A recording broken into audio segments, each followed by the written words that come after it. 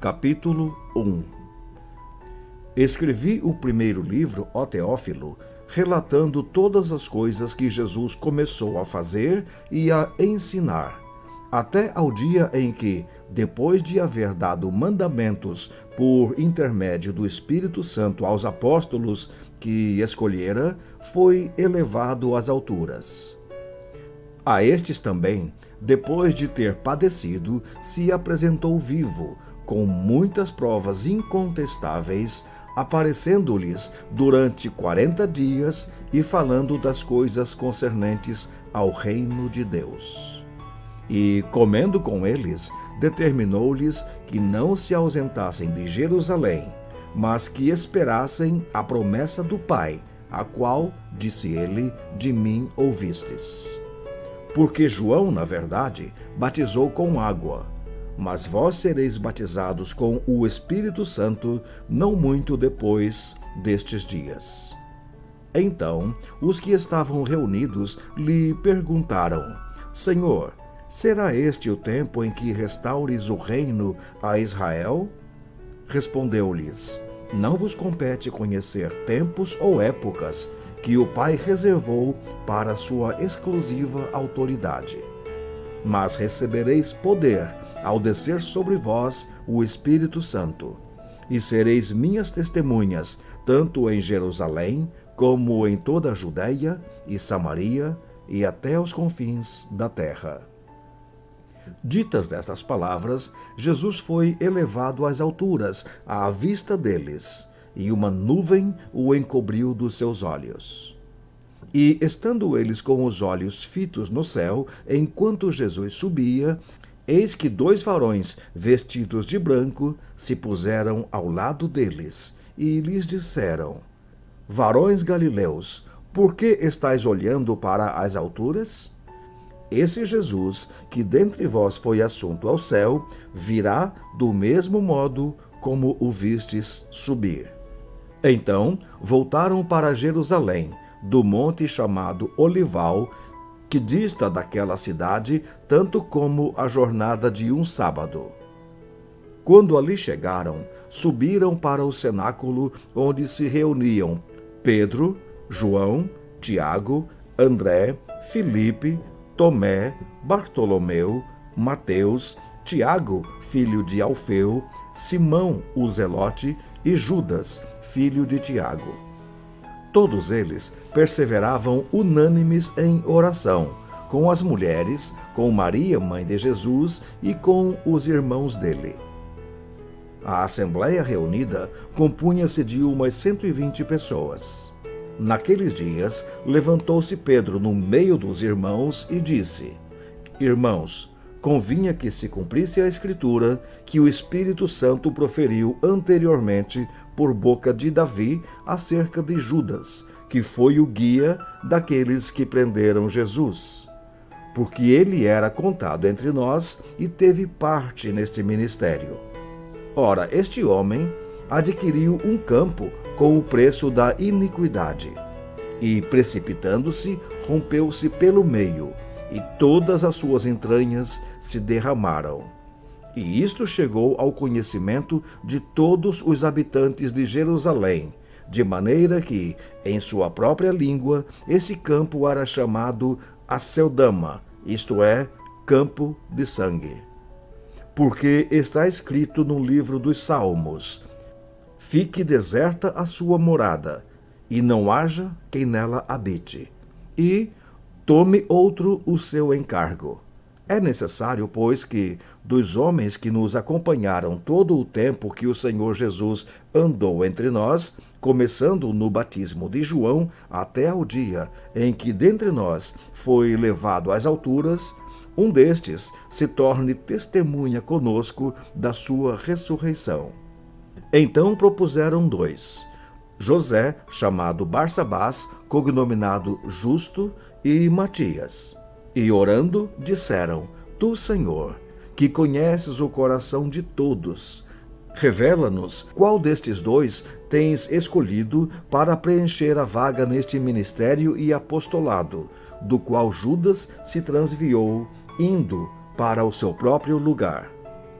E os lançaram em sortes, vindo a sorte recair sobre Matias, sendo-lhe então votado lugar com os 11 apóstolos. Capítulo 2. Ao cumprir-se o dia de Pentecostes, estavam todos reunidos no mesmo lugar.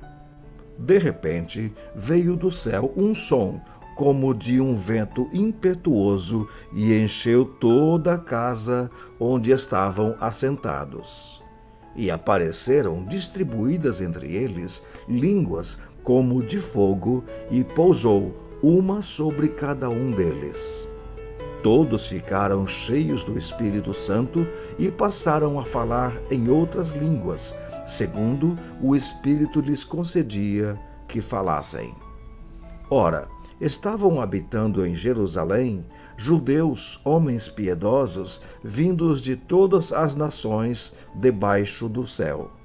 Quando, pois, se fez ouvir aquela voz, afluiu a multidão, que se possuiu de perplexidade, porquanto cada um os ouvia falar na sua própria língua. Estavam, pois, atônitos e se admiravam, dizendo: Vede, não são porventura galileus todos esses que aí estão falando? E como os ouvimos falar, cada um em nossa própria língua materna?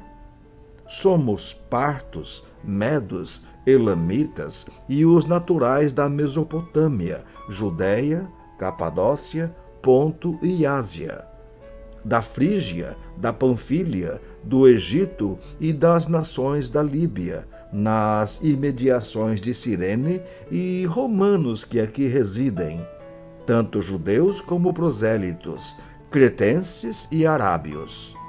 Como os ouvimos falar em nossas próprias línguas as grandezas de Deus? Todos, atônitos e perplexos, interpelavam uns aos outros: que quer dizer isto? Outros, porém, zombando, diziam: estão embriagados. Então se levantou Pedro com os 11 e, erguendo a voz, advertiu-os nestes termos: varões judeus e todos os habitantes de Jerusalém, tomai conhecimento disto e atentai nas minhas palavras. Estes homens não estão embriagados, como vindes pensando, sendo esta a 3ª hora do dia. Mas o que ocorre é o que foi dito por intermédio do profeta Joel. E acontecerá nos últimos dias, diz o Senhor, que derramarei do meu espírito sobre toda a carne. Vossos filhos e vossas filhas profetizarão. Vossos jovens terão visões e sonharão vossos velhos. Até sobre os meus servos e sobre as minhas servas derramarei do meu espírito naqueles dias, e profetizarão. Mostrarei prodígios em cima no céu e sinais embaixo na terra: sangue, fogo e vapor de fumaça.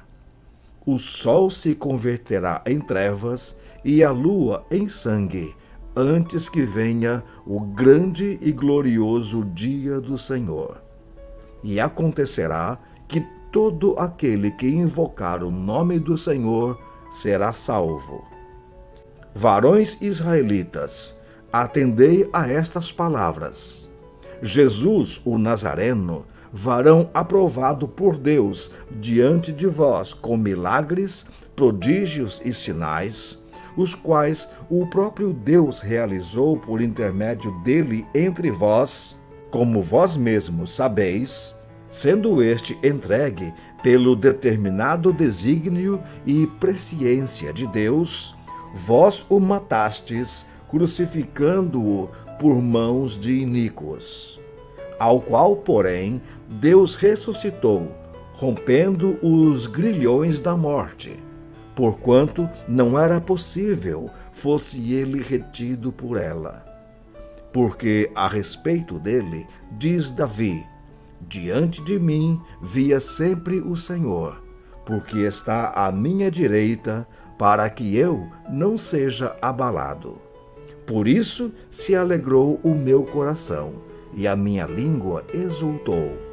Além disto, também a minha própria carne repousará em segurança, porque não deixarás a minha alma na morte, nem permitirás que o teu santo veja corrupção. Fizeste-me conhecer os caminhos da vida, encher-me-ás de alegria na tua presença. Irmãos, seja-me permitido dizer-vos claramente a respeito do patriarca Davi, que ele morreu e foi sepultado, e o seu túmulo permanece entre nós até hoje. Sendo, pois, profeta, e sabendo que Deus lhe havia jurado que um dos seus descendentes se assentaria no seu trono, prevendo isto, referiu-se à ressurreição de Cristo, que nem foi deixado na morte, nem o seu corpo experimentou corrupção. A este Jesus, Deus ressuscitou, do que todos nós somos testemunhas. Exaltado, pois, à destra de Deus, tendo recebido do Pai a promessa do Espírito Santo, derramou isto que vedes e ouvis. Porque Davi não subiu aos céus, mas ele mesmo declara: disse o Senhor ao meu Senhor: assenta-te à minha direita, até que eu ponha os teus inimigos por estrado dos teus pés. Esteja absolutamente certa, pois, toda a casa de Israel, de que a este Jesus que vós crucificastes, Deus o fez Senhor e Cristo. Ouvindo eles estas coisas, compungiu-se-lhes o coração e perguntaram a Pedro e aos demais apóstolos: que faremos, irmãos? Respondeu-lhes Pedro: arrependei-vos, e cada um de vós seja batizado em nome de Jesus Cristo para a remissão dos vossos pecados, e recebereis o dom do Espírito Santo. Pois para vós outros é a promessa, para vossos filhos e para todos os que ainda estão longe, isto é, para quantos o Senhor nosso Deus chamar. Com muitas outras palavras, deu testemunho e exortava-os, dizendo: salvai-vos desta geração perversa. Então, os que lhe aceitaram a palavra foram batizados, havendo um acréscimo naquele dia de quase 3.000 pessoas. E perseveravam na doutrina dos apóstolos e na comunhão, no partir do pão e nas orações. Em cada alma havia temor, e muitos prodígios e sinais eram feitos por intermédio dos apóstolos.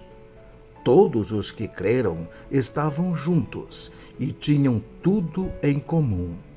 Vendiam as suas propriedades e bens, distribuindo o produto entre todos à medida que alguém tinha necessidade.